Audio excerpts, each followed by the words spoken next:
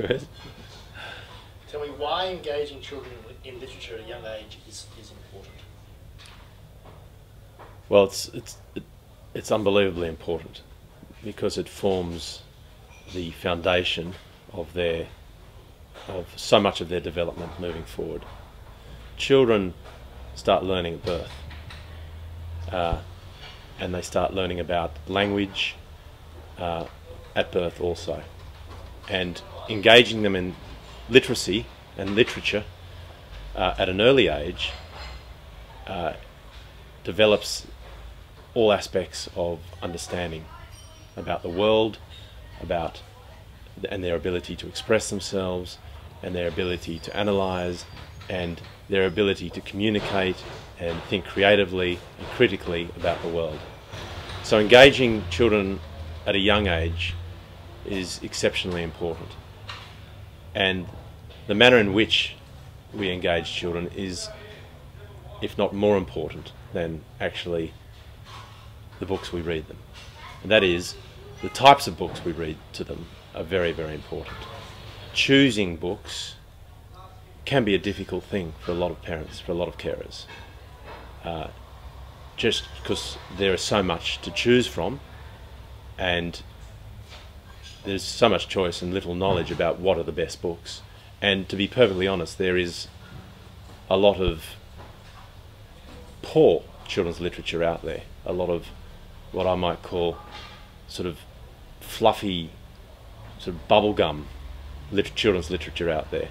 Children, whilst being young, have incredible ability to understand things.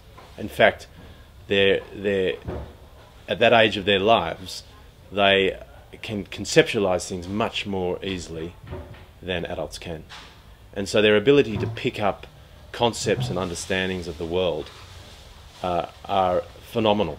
And we shouldn't be going lowbrow with them in terms of their understanding. Of course, we're not going to go and read them Dostoevsky and Shakespeare straight away. However, we should be reading them the fairy tales in their original form, the works of the Brothers Grimm, the works of Charles Perrault, the works of Joseph Jacobs and Hans Christian Andersen. These works should be read to children in their original form. And then moving forward, you know, Maurice Sendak and Beatrix Potter, and today there's some wonderful books by authors such as Julia Donaldson and Oliver Jeffers, and of course the Australian authors Pamela Allen and Jackie French. There's such great books out there, and what the Reading Studio does is it goes through the absolute abundance of children's literature out there, and it picks out what we think are the best books, both creative writing and informational text, informational writing, full genres, the whole cross-section of genres of literature, and we present that in a great learning environment. So what the Reading Studio does is that it selects out great literature, great informational books, great poetry, great songs, nursery rhymes, fairy tales, and it presents it in an environment where children can enjoy these works, these books, and also learn to read and write from these books. Reading and writing is not just about learning the alphabet and learning how to code and decode words. It includes comprehension and understandings and concepts also. And learning to read by phonics and learning the alphabet in isolation to the actual text, the rich texts where words are abundant and where concepts and comprehension are abundant, is the wrong way to go about reading. We at the Reading Studio believe that the learning occurs in the context of books. And few of us are aware of how profoundly the stories and literature that we read to our children, how profoundly that influences their development as they grow up, as their understandings of the world and their concepts of the world. But more than that, their ability to then learn how to read and write. Because it's when they are engaged, when they are understanding what's going on, when the context is making sense, is when they're hooked in. When you have this so-called teachable moment. Children are engaged, they're hooked in, and they're learning. When they're disassociated from the text, when they're isolated from the text, when they're sitting down doing repetitive worksheets, research shows that they're not learning that well. Which comes as a surprise to most people who think that's how children learn how to read. So at the Reading Studio, we teach children, we present a rich and varied selection of books, and we teach them how to read and write by engaging them when we're reading these books, what we call shared reading, where our teachers know when to pause, what questions to ask, how to craft discussions between teacher and child, but more importantly between child and child. It's in that social setting that children are really learning so much, and research backs all this up.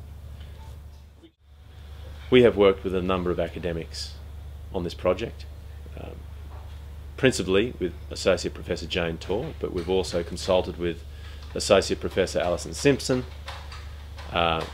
Professor Raz Karelius, and also Richard Gill.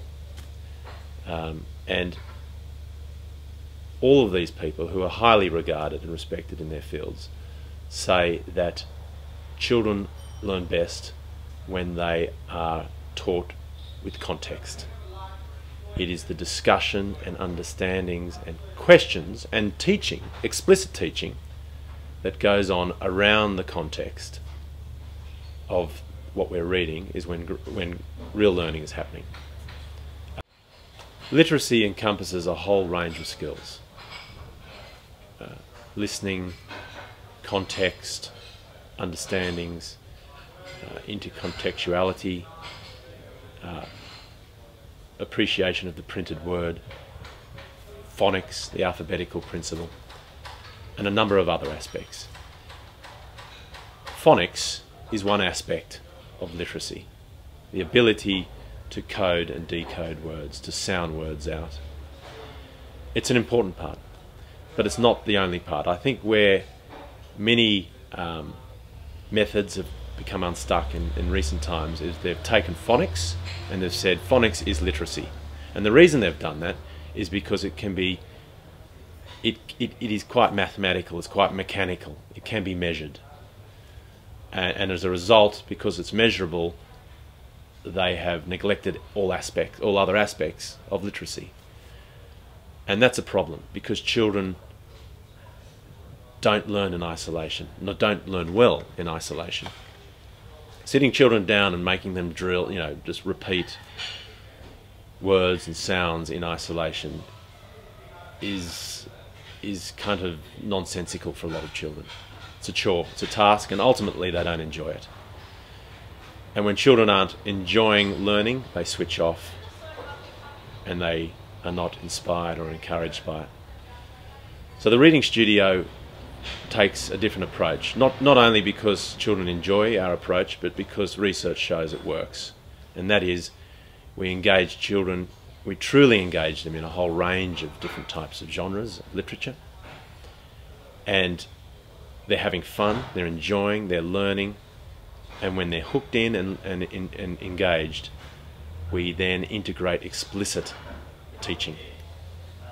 Phonics, alphabetical principle, context, listening skills, numeracy, and it's that skill of creating the teachable moments with children is when great learning occurs.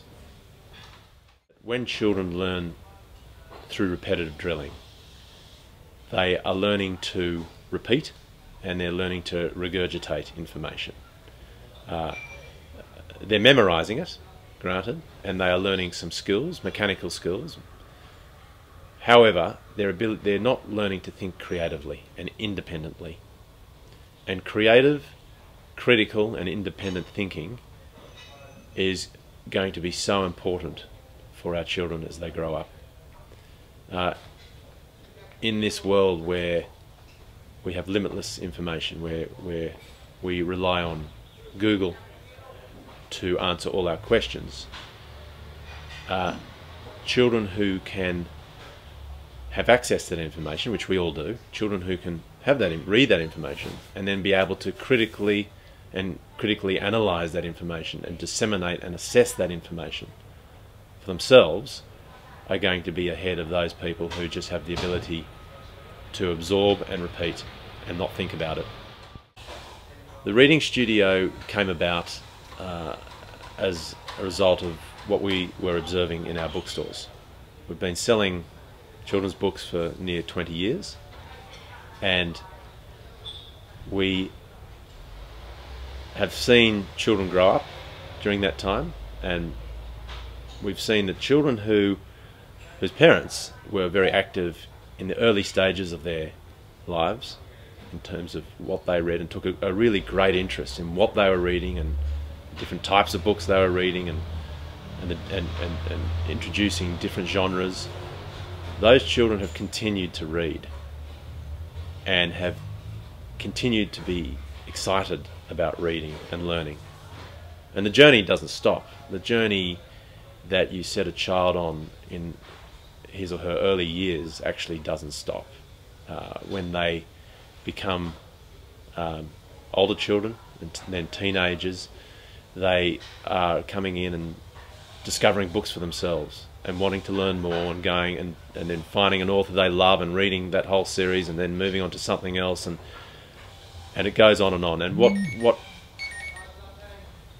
and the result of that is that children who do read from an early age, and who are encouraged to read at an early age, and are appropriately taught at an early age, become readers for life. I think the important point here is that it's very important, it's very critical who's reading the story. There are some people who are more able to engage children in stories than others.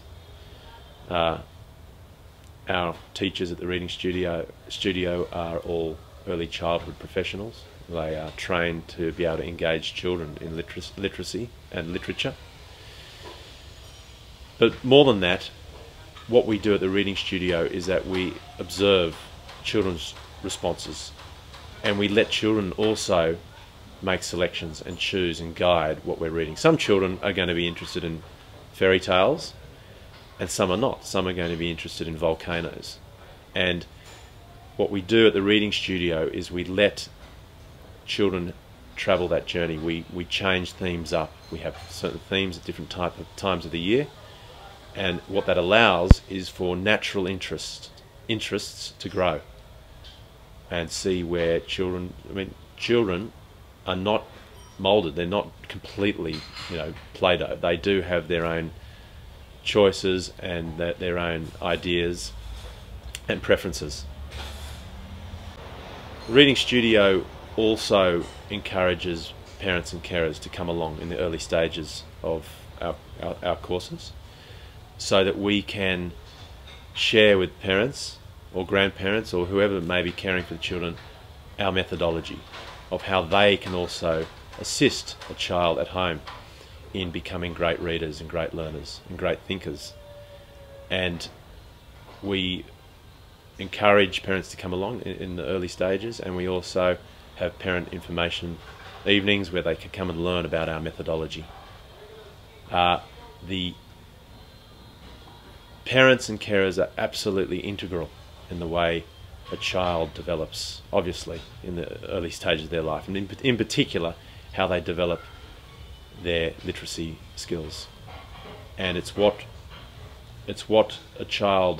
the environment in which a child grows up with regard to books and literature that has such a long-lasting effect on their desire to learn and read.